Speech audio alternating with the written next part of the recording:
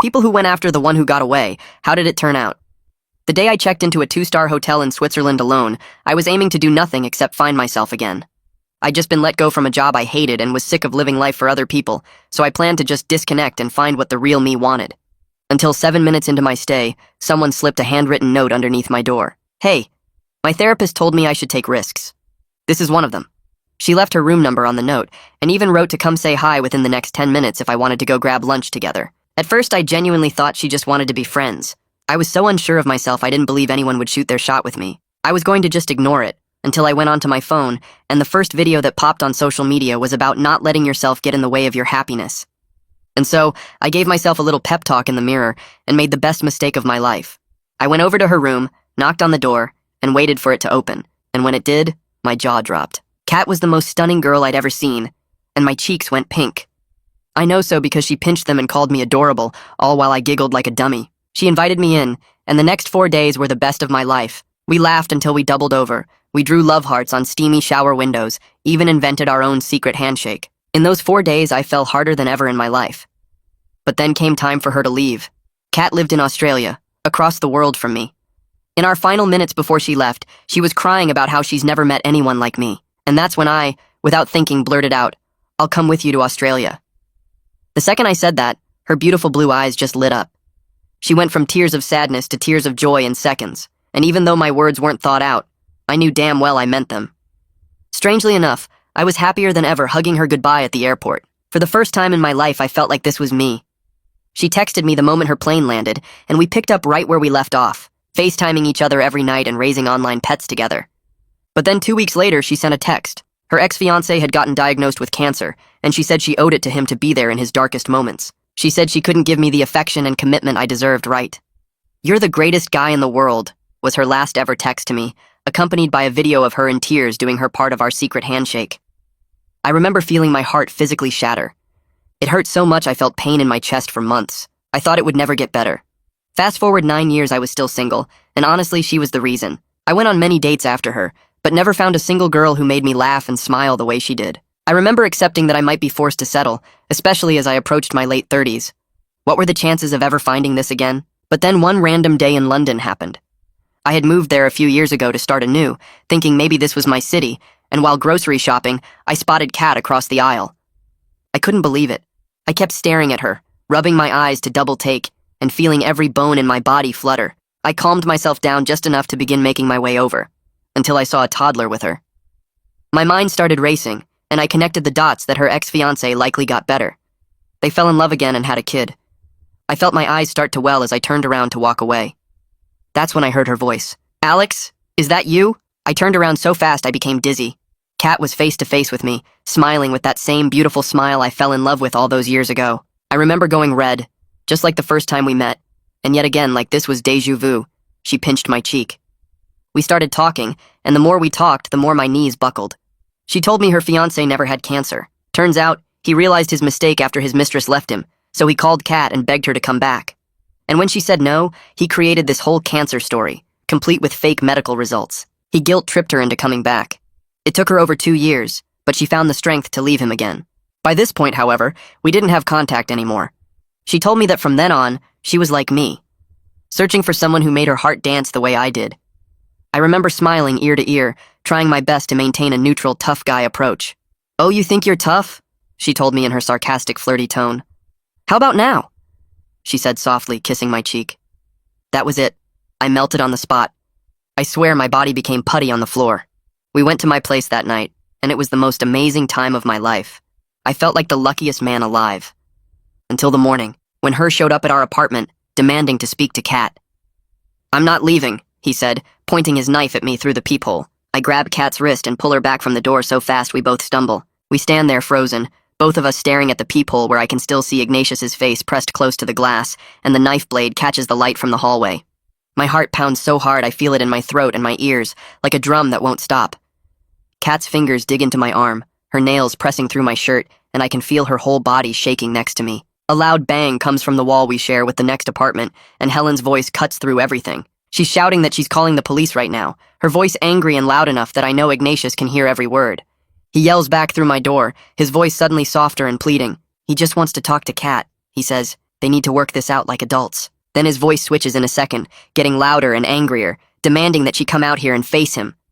I watch his face through the peephole change with each word, from sad to furious and back again. My hands shake as I pull my phone from my pocket, nearly dropping it twice before I get it unlocked. I dial 999 and press the phone to my ear while Kat backs away toward the corner of my living room, her face so pale she looks sick. The operator's voice comes through calm and steady, asking what my emergency is, and I try to whisper the address and explain there's a man with a knife at my door. She asks me questions in this really calm way, like she does this every day, while I keep my eyes locked on the door and watch Ignatius's shadow move under the crack at the bottom. Kat slides down the wall in the corner and wraps her arms around her knees, and I want to go to her, but I'm scared to move away from watching the door. Ignatius starts talking again through the wood, his voice carrying into my apartment. He tells the door, tells anyone listening that he flew all the way from Australia because Kat belongs with him. He says I'm just some random guy who doesn't understand their history, that I don't know what they've been through together. His words make my stomach twist and turn because I recognize everything Kat told me about last night. The way he makes everything sound reasonable while making her feel guilty. The way he twists things so he's always the victim and she's always the one hurting him. The operator tells me police are 3 minutes away and I need to stay on the line with her. She says not to open the door for any reason, to keep it locked and stay away from it. Ignatius must hear me talking because the banging gets harder and louder, making the whole door shake in its frame. He's demanding now that Kat come out and explain herself, that she owes him that much after everything. Each bang makes me jump and I see Kat flinch in the corner with every sound. I hear a door open in the hallway and Helen's voice gets clearer. She's telling Ignatius loudly that she's recording everything on her phone, that she's getting all of this for the police. I move closer to the peephole and see Helen standing in her doorway across the hall, her phone held up and pointed at Ignatius. He turns toward her with the knife still in his hand, and she slams her door shut so hard the sound echoes. But I can still hear her shouting through her door that multiple neighbors are watching, that everyone sees what he's doing. The elevator dings at the end of the hall and I hear footsteps, heavy and fast. 2 police officers come into view through the peephole, and Ignatius drops the knife immediately. It clatters on the floor and he backs away with both hands up in the air, his whole body language changing. His voice goes calm and reasonable, like he's just been waiting patiently this whole time. One officer, who I later learn is Officer Josiah Birch, picks up the knife with gloved hands and puts it in an evidence bag. His partner talks to Ignatius, and I can hear Ignatius claiming this is all a big misunderstanding between him and his fiancée, that things just got emotional. Officer Birch knocks on my door and calls out that it's the police, that it's safe to open up now. I unlock the door with shaking hands and pull it open, and Kat stays behind me like she's trying to hide. Officer Birch is tall with kind eyes, and he immediately asks if we're both okay, if anyone is hurt. I start explaining what happened, the words tumbling out too fast, while Kat nods along behind me. Officer Birch writes everything down in a small notebook, his pen moving quickly across the page. Down the hall I can hear Ignatius talking to the other officer, his voice carrying. He's spinning some story about a lover's fight, about how these things happen in relationships, about how Kat just needs time to calm down. Helen's door opens again and she comes out with her phone still in her hand. She walks right up to the officers and tells them she has video of the whole thing, that she started recording the second she heard the commotion. Officer Birch asks to see it, and we all watch the small phone screen as it plays back Ignatius threatening us with the knife, his face twisted and angry, his voice switching between pleading and furious. The footage is clear and steady, showing everything. Officer Birch looks at his partner and they exchange a look that says, "This is serious." He turns back to us and explains that what we just showed them is assault with a deadly weapon, that this is a criminal matter. He asks directly if we want to press charges against Ignatius. Kat steps out from behind me, and her voice comes out stronger than I expected when she says yes. She says she wants him arrested and kept away from both of us, that she's done being scared of him. Her hands are still shaking, but her voice doesn't waver. Officer Birch nods and explains they'll arrest Ignatius right now, that he'll be taken into custody. He says we'll need to come to the station later to give full statements, but for now we're safe. He asks if we have somewhere else we can stay tonight, just in case, and I tell him we'll figure something out. The officers put handcuffs on Ignatius and start walking him down the hallway toward the elevator. He turns his head as they pass us and stares right at Kat with this look that's part begging and part angry, like he's trying to make her feel guilty and threatening her at the same time. I expect her to look away or hide behind me again, but she doesn't. She stares right back at him and her face changes from scared to something harder, more sure of herself. The elevator doors close and he's gone, and Kat lets out this long breath she'd been holding. Helen comes out of her apartment carrying a tray with 3 mugs of tea and tells us to come sit down for a bit. We follow her inside and her place is warm and full of plants on every shelf. She sets the tea down and sits across from us on a flowered couch. Helen starts talking about how she had an ex-boyfriend years ago who used to show up at her work and follow her home and make her feel like she was going crazy. She says it took her months to get away from him and even longer to stop jumping at shadows. She writes her phone number on a piece of paper and hands it to Kat and tells her to call any time, day or night, if we need anything at all. Kat's hands shake when she takes the paper, and she thanks Helen in this quiet voice. We drink the tea even though I barely taste it, and Helen keeps talking about normal things like her garden and the weather until we both stop shaking so much. After about an hour, we head back to my apartment, and I realize I need to call work. I pull out my phone and dial Dominic, my boss, and when he answers, I explain that something dangerous happened at home, and I need a few days off. He doesn't even ask questions, just says, take 3 days and more if I need it, and asks if there's anything the company can do to help. I tell him I'll let him know and hang up feeling grateful I have a boss who actually cares.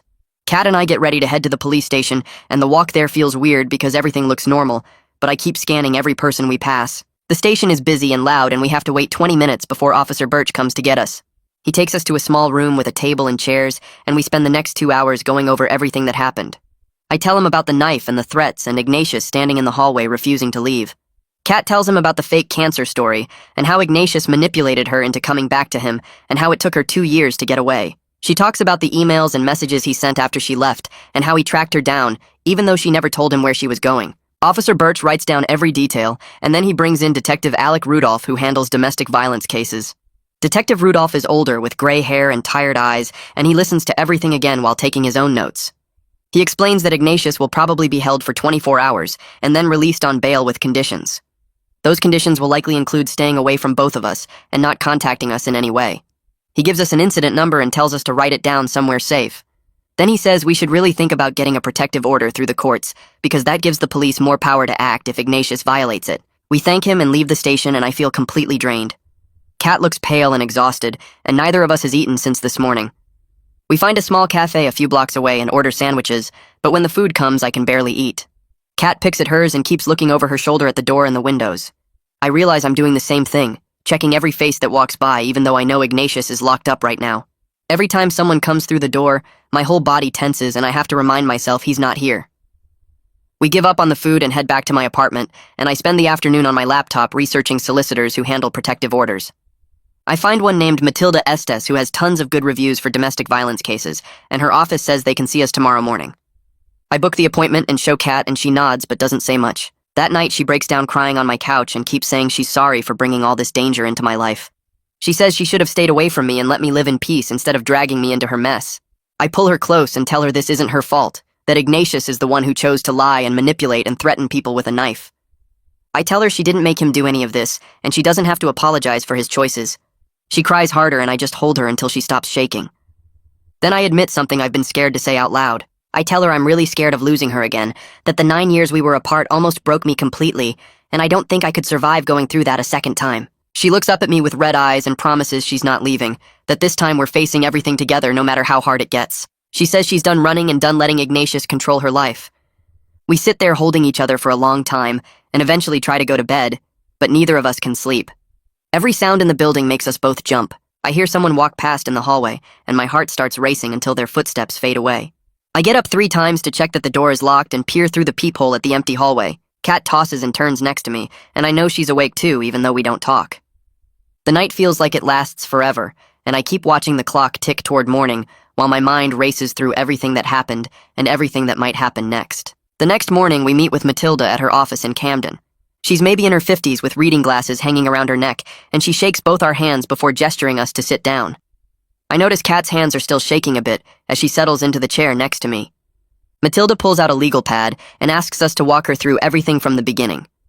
We take turns explaining the whole story, from Switzerland 9 years ago to the fake cancer lie to yesterday morning with the knife at my door. She writes down notes the whole time and doesn't interrupt once, just nods and keeps writing. When we finish, she looks up and explains we can apply for something called a non-molestation order. She says it would legally stop Ignatius from contacting either of us or coming anywhere near us. The way she explains it makes it sound simple but serious at the same time. She tells us the order would prohibit any contact, whether it's in person, by phone, email, social media, or through other people. Matilda walks us through the whole process next. She says we need to fill out an application with detailed statements about what happened and why we need protection. Then there's a court hearing in about 2 weeks where a judge reviews everything and decides whether to grant the order. She's really straightforward about it and tells us these orders aren't magic shields that physically stop someone, but they give the police way more power to act fast if Ignatius breaks the rules. If he violates it even once, he can be arrested immediately and charged with contempt of court. That part makes me feel slightly better, knowing there would be real consequences. Then she talks about costs, and I see Kat's face change. Matilda explains her fees for handling the application and representing us at the hearing. It's not cheap. I watch Kat doing mental math in her head, and I can tell she's panicking about money. She just got to London and doesn't have much saved up after leaving Ignatius and starting over. She opens her mouth to say something, but I jump in first. I tell Matilda we want to move forward and I'll handle the costs. Kat turns to me and starts to argue, but I shake my head. I tell her we can figure out the money details later, but right now her safety matters more than anything else. She looks like she might cry, but she nods and squeezes my hand under the table. Matilda seems satisfied with that and moves on to the next steps. We spend the next hour drafting our statements. Matilda asks really specific questions about Ignatius's behavior over the years. She wants to know about the fake cancer story, how he manipulated Kat into coming back, what he said through the door with the knife, everything. She types it all up on her computer while we talk. She tells us the pattern of behavior is really important. It's not just about the knife threat yesterday. It's about showing the judge that Ignatius has a history of lying and controlling and now escalating to violence. She says that pattern will make our case much stronger. By the time we finish the statements, it's past lunchtime, and my head hurts from reliving everything. Matilda prints out copies for us to review and sign. She says she'll file the application with the court today, and we should hear about a hearing date within a few days. That evening, I'm making dinner when Kat's phone buzzes. She picks it up and her whole body goes stiff. She shows me the screen, and it's an email from an address we don't recognize. The subject line just says, "Please read this." I tell her not to open it, but she already has. The email is long, maybe 3 or 4 paragraphs, and it's from Ignatius. He must have made a new email account since the police took his phone. The message starts with apologies about scaring us and saying he just wanted to talk. Then it switches to blaming Kat for abandoning him when he needed her most. He writes about how much he's sacrificed for her over the years, and how she's throwing it all away for some guy she barely knows. The tone keeps flipping between sorry and angry, and it makes my skin crawl reading it. Kat's hands shake as she holds the phone. I take a screenshot of the whole email and text it to Matilda right away. She responds within minutes telling us to save everything, but don't reply at all. She says any response just gives him what he wants, which is contact and attention. She adds the email to our case file for the court hearing. The next morning, Detective Rudolph calls my phone. He tells us Ignatius was released on bail yesterday morning. My stomach drops hearing that. Rudolph explains quickly that the bail came with strict conditions. Ignatius isn't allowed to contact either of us in any way, and he has to stay at least 100 meters away from my address at all times. I tell Rudolph about the email, and he goes quiet for a second. Then he says that email already breaks the bail conditions. He asks me to forward it to him right away, and says he's adding it to the case file. He mentions this could mean Ignatius gets arrested again for violating bail. That makes me feel a bit better, but I'm still worried about what he might do next. Later that afternoon, someone knocks on my door, and I check the peephole carefully before opening it. It's Helen from next door holding a container of soup. She hands it to me and asks how we're doing. I invite her in, and she sits on my couch while Kat and I explain about the solicitor and the non-molestation order we're applying for. Helen nods along and then mentions that Bella, the building manager, wants to meet with us. She says Bella's concerned about security after what happened, and the other neighbors have been asking questions. Everyone in the building knows something serious went down, and they want to make sure it's safe. Helen gives me Bella's number and tells me to call her soon. Before she leaves, she hugs both of us and reminds us she's right next door if we need anything at all. I call Bella that evening and we set up a meeting for the next day. We meet her in the building's small office near the lobby. Bella is probably in her 40s, really organized and professional. She's already looked into security upgrades before we even sit down. She shows us plans to install cameras in all the hallways and near the building entrances. She's also arranging to upgrade the main entrance lock system to one that requires a key fob instead of just a regular key. That way we can track who comes in and out. She hands us both her personal mobile number written on a card and tells us to call her immediately if we see Ignatius anywhere near the building or even on the street nearby. She says she's already talked to the other residents and everyone's on alert. I feel relieved knowing the whole building is paying attention and taking this seriously. 2 days later, Kat has her first appointment with a therapist named Anastasia. She found her through a referral from Matilda, who said Anastasia works a lot with people leaving bad relationships. I drive Kat to the office in Islington and wait in the car while she goes in. She's nervous going in, but when she comes out an hour later, she looks a bit lighter somehow. In the car, she tells me the session focused mainly on safety planning. Anastasia helped her think through what to do if she sees Ignatius somewhere, or if he tries to contact her through someone else. They also worked on some breathing techniques for when the worry gets too big, and she feels like she can't handle it. Kat says Anastasia didn't push her to talk about all the hard stuff from the past yet. She just wanted to make sure Kat felt safe and had tools to manage the fear. That makes sense to me, and I'm glad she found someone who gets it. 2 days after that, I have my own appointment with Anastasia. I wasn't sure about going at first, but Kat said it might help, and she was right. I sit in Anastasia's office and end up talking about way more than I expected.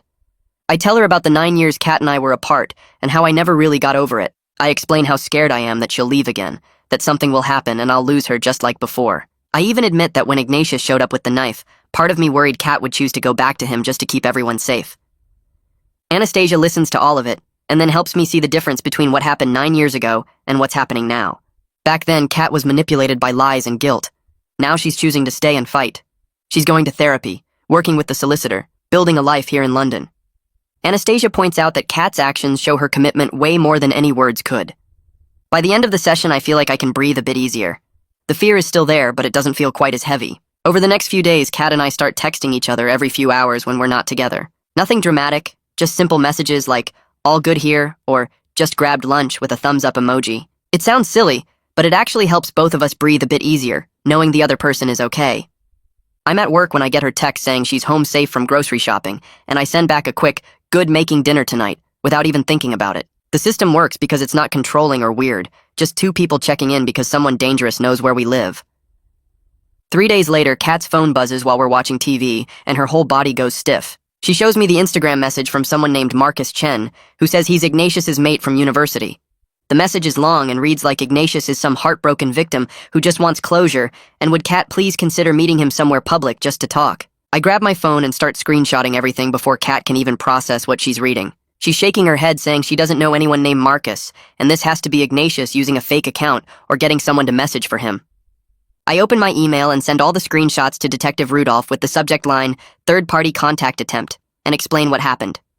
He responds within 20 minutes saying he's logging it and will follow up tomorrow. The next afternoon, Detective Rudolph calls to say they've issued Ignatius a formal warning about the indirect contact.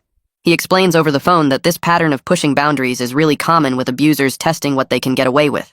Every single violation gets documented for the court hearing and builds the case that Ignatius won't respect any boundaries without legal consequences. Rudolph sounds almost pleased about it in a grim way, like Ignatius is making their job easier by being so obvious. He tells us to keep doing exactly what we're doing, save everything, don't respond to anything, and report every single contact attempt, no matter how small it seems. That Saturday, Kat and I decide we need one normal day away from all this stress.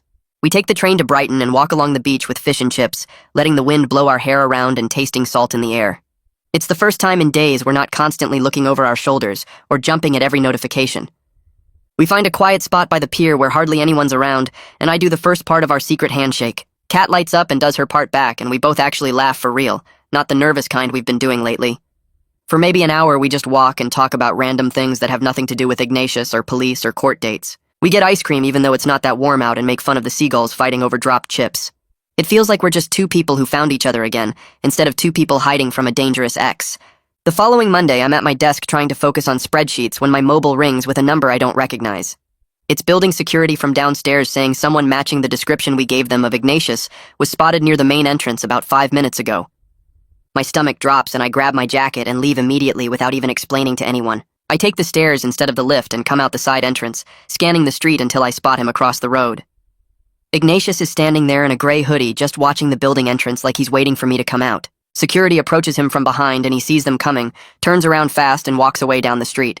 He doesn't run, but he moves quick enough that it's clear he knows he's not supposed to be there. Security follows him for a block to make sure he actually leaves, and I stand there shaking with anger and fear mixed together.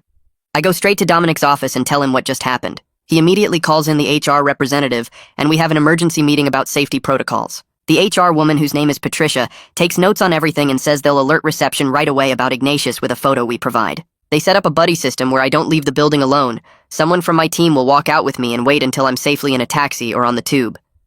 Dominic says he's also arranging for security to do extra patrols during lunch hours and at the end of the workday.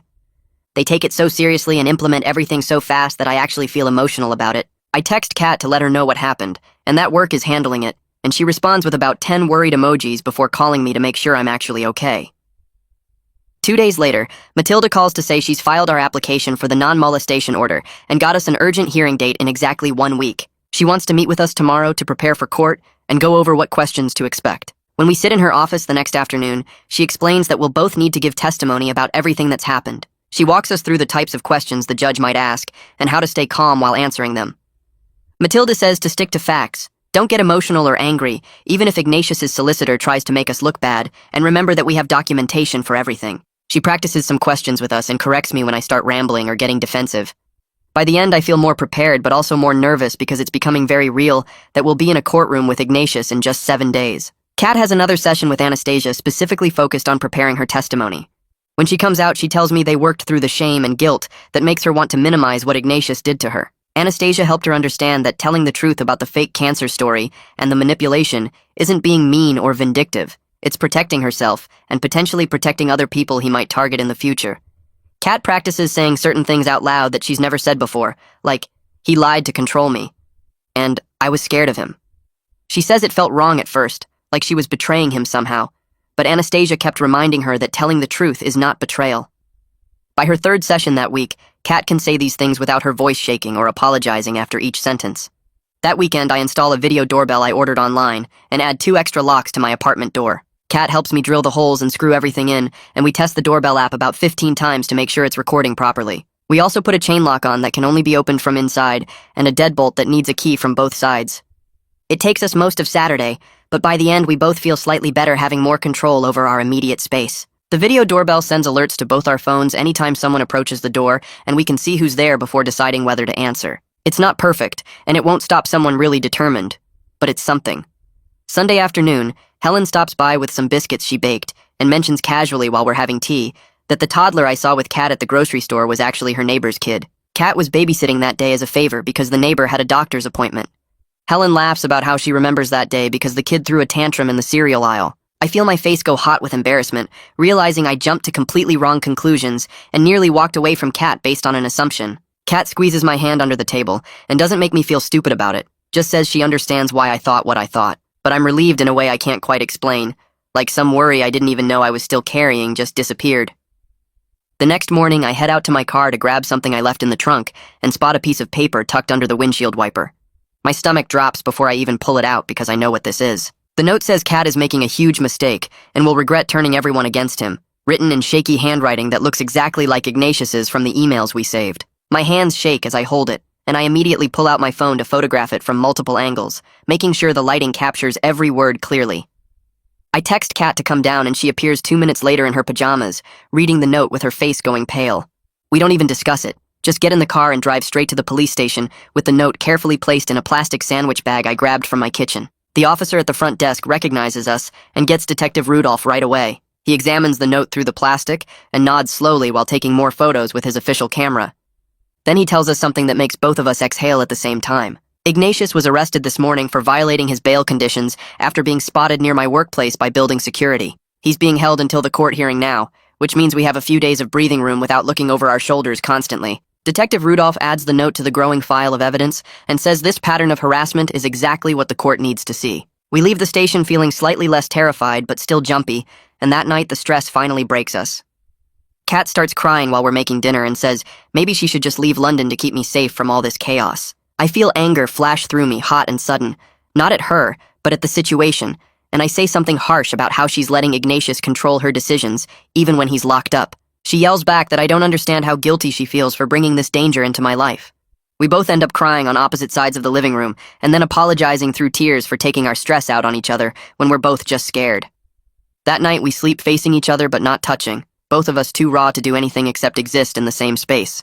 The next morning we talk it through properly over coffee, sitting at the kitchen table with our hands finally linked together. We agree that running away isn't the answer, that we need to face this together with legal protection and support systems. Kat decides to stay, and we commit to better communication when we're both scared and overwhelmed instead of lashing out. The court hearing arrives 5 days later, and we both dress carefully, me in the only suit I own, and Kat in a simple dress that makes her look smaller somehow. Matilda meets us outside the courthouse and walks us through what will happen, reminding us to answer only what's asked and stay calm no matter what Ignatius's solicitor says. We sit in the waiting area for 20 minutes that feel like hours, and then we're called into the courtroom. Ignatius sits across the room with his solicitor, staring at Kat with an expression I can't quite read. I testify first about the knife threat, the note on my car, and how his presence has made me afraid in my own home and workplace. His solicitor tries to paint me as someone who got between Ignatius and his fiancée, but Matilda objects, and the judge tells the solicitor to stick to relevant questions. Then Kat testifies, and I watch her hands shake as she describes the fake cancer story, the 2 years of manipulation, and her fear of what Ignatius might do next. Ignatius's solicitor gets aggressive, suggesting Kat is confused and making up stories because she's embarrassed about her choices. The judge cuts him off sharply and tells him to move on. Matilda presents all the documented evidence in a clear timeline: photos of the note, copies of the emails, security footage from my building, and Helen's video from the hallway. The judge reviews everything carefully while we sit in silence, my leg bouncing nervously under the table. Finally, the judge speaks and grants us a non-molestation order for 12 months, prohibiting Ignatius from any contact with either of us and requiring him to stay at least 200 meters away from our homes and workplaces. The judge notes the seriousness of the knife threat and the pattern of manipulation in his remarks, his voice firm and clear. We leave court feeling like we won something real, but also knowing a piece of paper won't physically stop Ignatius if he decides to ignore it. Matilda walks us out and reminds us that violations now carry potential jail time, which gives the police more power to act quickly if he breaks the order. She tells us to document everything and call immediately if anything happens. 2 days later, Kat gets a message from a number she doesn't recognize, just 5 words that make her hands start shaking. The text says, "You'll regret this," with no other context or signature. We screenshot it immediately and drive to the police station where Detective Rudolph confirms the number traces back to a phone registered in Ignatius's name. He looks frustrated when he tells us he's pushing for charges, but the Crown Prosecution Service moves slowly, and we might not see action for weeks. The waiting and uncertainty wear on both of us more than we expected, making every day feel like we're holding our breath. 3 days after that, I'm on the tube during rush hour heading home from work when I suddenly become convinced Ignatius is following me. I can't see him anywhere in the packed carriage, but my chest gets tight and my vision starts to narrow. I grip the pole next to me and try to use the breathing techniques from therapy, counting to 4 on the inhale and 6 on the exhale. My phone is in my hand, and I text Kat that I'm having a panic attack, and she calls me immediately. Her voice in my ear talks me through it step by step until I can get off at the next stop, where I sit on a bench and focus on her words until my breathing returns to normal and the world stops spinning. When I get home an hour later, Kat is already there waiting outside my building. She hugs me tight and we go upstairs where she makes tea while I sit on the couch, trying to shake off the leftover anxiety. We end up talking late into the night, and that's when she really opens up about those 2 years with Ignatius. She tells me how he started small, suggesting she didn't need to see certain friends because they were bad influences. Then he convinced her to quit her job because the male coworkers made him uncomfortable. He monitored her phone and emails, always with some excuse about wanting to protect their relationship. By the end, she had no one left except him, and he made sure she knew that no one else would ever want someone as damaged as her. Hearing all this makes my chest hurt in a different way than the panic attack did. I finally understand why she still flinches at loud noises and checks her phone obsessively, why she apologizes for things that aren't her fault. The control he had over her was complete, and breaking free took everything she had. 3 days later, we meet with Matilda at her office to organize everything we've collected. She spreads out a huge sheet of paper on her conference table, and we start building a timeline with sticky notes for every incident. The fake cancer story goes at the beginning, then all the contact attempts after the first court order, the knife threat, the emails, the note on my car, the friend who messaged Kat, the spotting near my workplace. Matilda photographs everything and creates a digital folder with scans of all the physical evidence. Looking at it laid out like this, the pattern becomes obvious even to us. Each violation happened when Ignatius thought he could get away with it, and each one pushed boundaries a little further than the last. Matilda says this documentation will be crucial for the next court hearing and any criminal charges. We spend 4 hours there, and by the end my hand hurts from writing statements, but I feel more prepared than I have since this whole thing started. The court hearing happens 2 weeks later, and this time the judge looks seriously annoyed when reviewing all the new contact attempts. Matilda presents our timeline with all the documented violations, and the judge extends our non-molestation order for another 6 months without even asking many questions. But the bigger news comes right after when the court clerk hands Matilda a document. The Crown Prosecution Service has decided to charge Ignatius with harassment and breaching bail conditions. Matilda explains outside the courthouse that this means a criminal trial, not just civil protective orders. The case looks strong because we documented everything, and the pattern shows clear intent to intimidate and control. We could be looking at actual jail time for him if he's convicted. I feel this weird mix of relief and new worry because a trial means months more of this hanging over us. But it also means real consequences might finally happen. That night, Kat and I have a serious talk about moving in together. She brings it up first, saying it would be easier and safer if we were in the same place all the time. I want to say yes immediately because I love having her around, but something makes me pause. We've only been back in each other's lives for a few months, and most of that time has been crisis mode dealing with Ignatius. I tell her I think we should wait until things calm down, make that decision when we're not running scared. She looks hurt at first, but then admits she was thinking the same thing and just wanted me to be the one to say it. We agree to focus on safety and therapy first, then figure out the relationship stuff when we're not constantly looking over our shoulders. It feels like the right choice even though it's not the romantic one. But I do start looking at new apartments the next week. My current place feels wrong now, knowing Ignatius has been there and knows exactly where I live.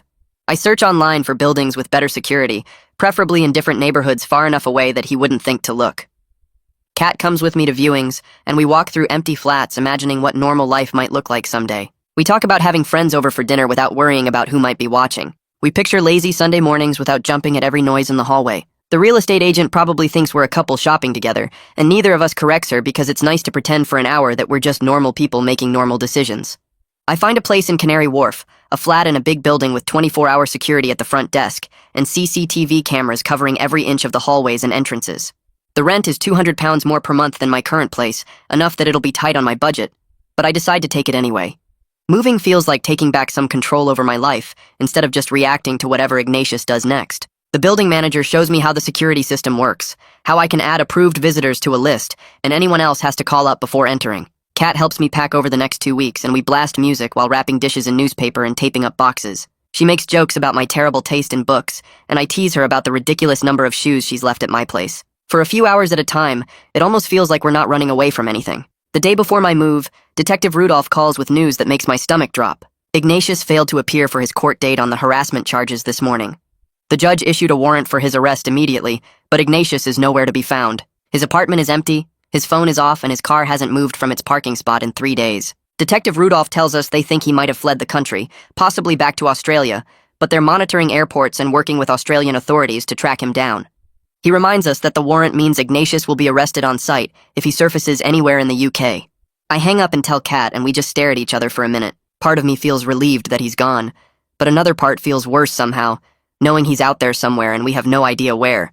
Moving day arrives and I'm exhausted before we even start loading the van. Kat stays over the first night in the new flat, and then most nights after that, even though she keeps her own place across town. We establish new routines in this space that Ignatius has never seen, never touched, never threatened us in. I make coffee every morning while she showers, and she cooks dinner most nights while I clean up after.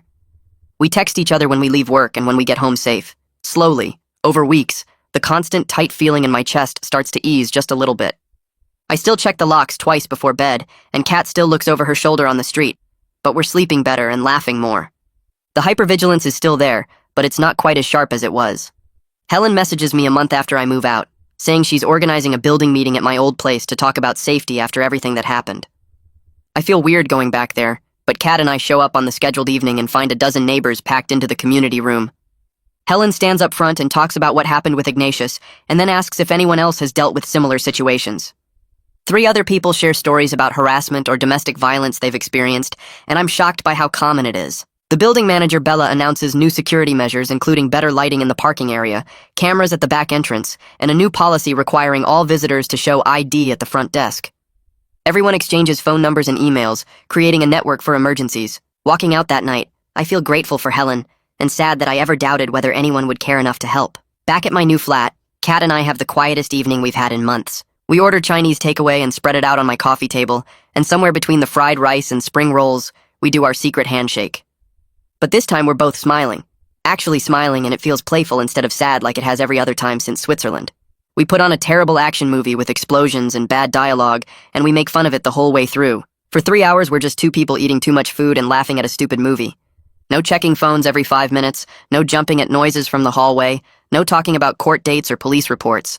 Just normal, and normal feels like the biggest victory we could possibly have right now. 3 weeks pass in this new rhythm of checking in and feeling safe, and then Detective Rudolph calls my mobile while I'm making breakfast.